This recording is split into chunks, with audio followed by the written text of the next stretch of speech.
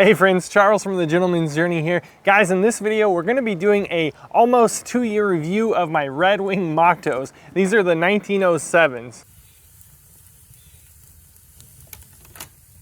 All right, friends, so thanks again for coming on this journey. Guys, I'm so excited about this one, and I haven't been asked for a video more than this video right here. You guys are loving this boot here. So this is the Red Wing 1907. This is copper, rough and tough, and this is their mock toe. So guys, you're gonna find this in the Heritage line, and then they have kind of a boot that's very similar in their work line. This is super thick leather, and I have been putting it through its paces for almost 2 years now. So guys, we're gonna get into some of my experiences with this boot. We're gonna get into some of what I've heard from you guys in the comments section, a lot about the size and the fit, and then just how they've held up. So guys, let's get right into it. This boot, you've seen me compare it to my Thorogoods, and guys, I've done a cleaning video on it, all kinds of stuff, so be sure to check back the channel, but I honestly have put this boot through its paces. Now, I wanna show you another boot while we're here, just because I'm gonna show you how much I've worn it compared to some of my others. This is my Red Wing Chelsea boot. We're gonna do a video on this coming up soon, but guys, look at the outsole on that one. So you can clearly see that I've been wearing that a lot. And I actually have quite a bit done on this outsole as well, but guys, not near as much. And that's gonna do a lot in part because of the fit. So I just had a comment and I thought it was very timely, and I tried to respond as well as I could a couple weeks ago. A gentleman was saying that his boot, his 1907, had a lot of heel slip. Now, I already knew I was gonna be getting into this video, so I wanted to give that some good thought. Now, honestly, in the last 2 weeks, I haven't worn anything besides these boots. I have really been just putting them through their paces, guys, trying to make sure there's not any last minute thoughts on these boots, because I have such a huge boot collection that it's really hard for me to get a solid year's use out of any boot. And just due to scheduling, I lost my dog and stuff like that, I wasn't able to get the 1-year review done. So friends, this is more of a 2-year review that's maybe more closer to an average year use of my boots. Now that said, these boots have almost been worn more than any other boot. I would say closest would be the Redback Chelsea boot as well. I love Chelsea boots. So that one, I'll just run and gun and use it as often as I can. One thing that slows me down on wearing this boot is the top 3 are still the eyelets and not speed hooks. And so again, I'm not ashamed. I tell you guys all the time, I have this run and gun lifestyle, and anything like that that slows me down, or an 8-inch boot, probably is not gonna get worn as much as this. I travel a lot right now. I'm in my RV, in and out, try to take my boots off when I come in and out. We go all over, and I want something I can just throw on. So that slowed me down on wearing these as well. But honestly, I was looking, especially on the heel. I dragged my heel a little bit on the toe. These guys are worn in, and they're ready to be talked about. So friends, I said in lots of comments and on that comparison video with the Thorogood boots that these are the winners. So a lot of what I mean by that is the build quality and the construction. These guys are gonna have that really thick, durable leather. It's gonna have a leather welt. Of course, the Thorogood, can be reconstructed as well. A lot of folks give that a nick because it has a plastic Goodyear welt, but this is gonna have the leather, and then it has this wedge outsole from Red Wing that a lot of folks love. As you can see from my other boots, they do hold up really well, and they're super comfortable. So this is a boot that's really good for folks in the different trades, doing any kind of construction, whether you're building homes from the ground up or coming back in and doing paint or whatever. This is something that's good on a factory floor. And honestly, I've found it to be comfortable in terms of the outsole. Now guys, I wanna jump right into the sizing and fit, because that's where it gets kind of complicated. Now, I was telling you about this gentleman who left a comment a couple weeks back about the heel slip. So I started really thinking about that and trying to see if I noticed that in myself. And because I wore these in the last couple weeks straight, probably more in one period of time than I have in the last couple years, on the right boot, I did get heel slip so much to where it gave me a blister. And I had to really dig deep to really think about what's causing that. And what I came up with, friends, is I believe it's all based around the last. So in these boots here, I have these in a size 11. And these ones over here, it's an 11.5.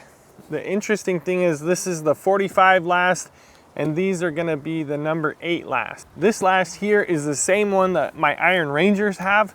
And the interesting thing about that, as we get into sizing more, is I got 11.5 in this boot and 11 in the Iron Rangers. Again, the same last between those boots, but I tried these on in the store and I wasn't feeling good about the 11. So I went half a size up and that did it for me. But I can tell you one thing, in the Iron Rangers, I have the size 11 and I have the number 8 last, and it has never given me any issues at all. So I would chalk that up to this being one of those instances where maybe this boot was just not stitched down as tight on the last. That's gonna be my guess. But I think it's the size 45 last that makes this uncomfortable for me as compared to the, of course, this boot here or the Iron Ranger. And what that is this one, you can see the toe has a little bit of a bulbous toe, and it's a really roomy toe. They talk about it on the website. And so my feet can move around a little bit. Now, right now I'm wearing my gym green barefoot African Rangers, and they are wide in the toe box. Now, in terms of uncomfortability, you know, I would have maybe said, yes, these are tighter. Even these are tighter than the gym greens, but it's not just that. The number 45 last actually grabs my foot and won't let it go. So your toes, my toes can't move around in this boot, where in this last, even in the Iron Rangers, still size 11, they can move around quite a bit. What I've been noticing is my foot will get stuck up here, but my heel won't. So my heel comes up and down and the toe stays kind of stuck in there. And what that's done for me is caused my heel to rub on the back. I honestly believe I'm somewhere in between a size 11 and 11.5. I wouldn't mind trying this boot in 11.5. I was really scared to get this in 11.5 because I had some roughneck boots from Red Wing, and I got them a little bit too big, and I really just, I went on a big hike and stuff and tore my feet up, and I ended up getting rid of those because they were just the wrong size for me. So I would say no matter what, guys, even if you spend big money like this, if it's not fitting you, there's no reason to keep going. I've put a lot of hours into these boots, and I can tell you at this point, I pretty much know they're just not the right boot for me. I'm gonna chalk that up to the last because the length is pretty good. The width in the toe box could be roomier, but I would say that's due to the way they build that last. It's just a different last than the number 8 last. So for that reason, I would say these guys just don't fit me that well. That said, I can still go ahead and talk about the quality and stuff. I mean, I haven't had, a lot of guys say, especially on the Thorogoods, that the outsole separates. You know, that's a part where it's gonna be glued on. Obviously, you don't see a stitch going through there, so whatever glue they use is holding 2 years later. The same for these guys, Red Wing across the board. I don't have any crazy stitching coming out. I have the same laces that I've always had. I do wish that these had a pull tab. So on the back of the Chelsea, it has a pull tab. When I'm trying to get it on, I have to really unlace the front. So I lace this up for the video, but I gotta take it down to probably there, expand that really wide to get my foot in there. So I would prefer a little pull tab. I think I could get it on quicker.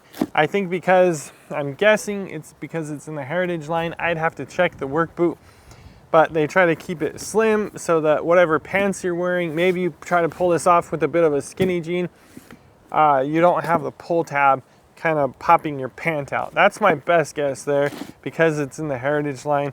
But I could see a pull tab. The liner in there is a leather liner, and it's doing great. Got leather on the top, and then it has some foam under there. That is still looking really good. The outsole I've talked to you guys about has been super comfortable. So I would still say, you know, find yourself a set of these and see if they go for you. If you're doing some work stuff, if you just want a really good heritage boot that's gonna outlast Thorogoods and outlast other ones, I really think these guys are still a really good option, and maybe see if it's something for you. I'm gonna have a link in the description so you guys can check that out. Anytime you guys make a purchase through one of those links, it doesn't cost you extra, it just tells them I sent you there. It gives me money, so I got more time to make videos just like this. I've not done a comparison yet, but I have these Rock Rooster boots here. I just wanted to talk about, of course, they're a little bit taller. They have a rolled top with a little bit of padding in there. This is a rolled top as well. A little bit thinner leather, guys, and I would just say overall a bit more of a goofy look, if that makes any sense. So I just think that Red Wing has pulled this off so much better and so much cleaner. Rock Rooster is gonna run that Vibram outsole. I think a lot of folks have seen these just be comparable. I wouldn't say that one is outshining the other in a dramatic way or anything like that, but for what it's worth for me, you know, they've taken this construction look and that's a really shiny brass on there. Sometimes it starts looking kind of gangster to me, to be absolutely honest with you guys. It starts looking kind of gaudy and kind of flashy. So I do like how these are, I guess, originally kind of black, almost antique looking. You can see some of that wearing off. It's becoming brass, but it's more of a dull color. And so for my style, I think this just looks a lot better to me, a lot cleaner. And the leather is just unquestionably stronger than these guys. So again, not a full comparison, but I just wanted to tell you guys that, you know, I have a few pair of mock toes, and I would still, even though it's not the perfect boot for me, where you're putting your money matters, and I would say this is still a really good option. So, you know, maybe check out the different lasts that Red Wing has. This is the 8, this is the 45. See if maybe that's a go for you. I've answered a bunch of questions in the original video. I would love to answer anything that you guys have, so make sure and drop comments below and I'll get to those. But friends, this is what we got going on over here at the Gentleman's Journey. A whole bunch of adventures, guys. We have some that are not getting the love they deserve, so go back and check out some of our recent adventures. But from adventure to next adventure, guys, be blessed.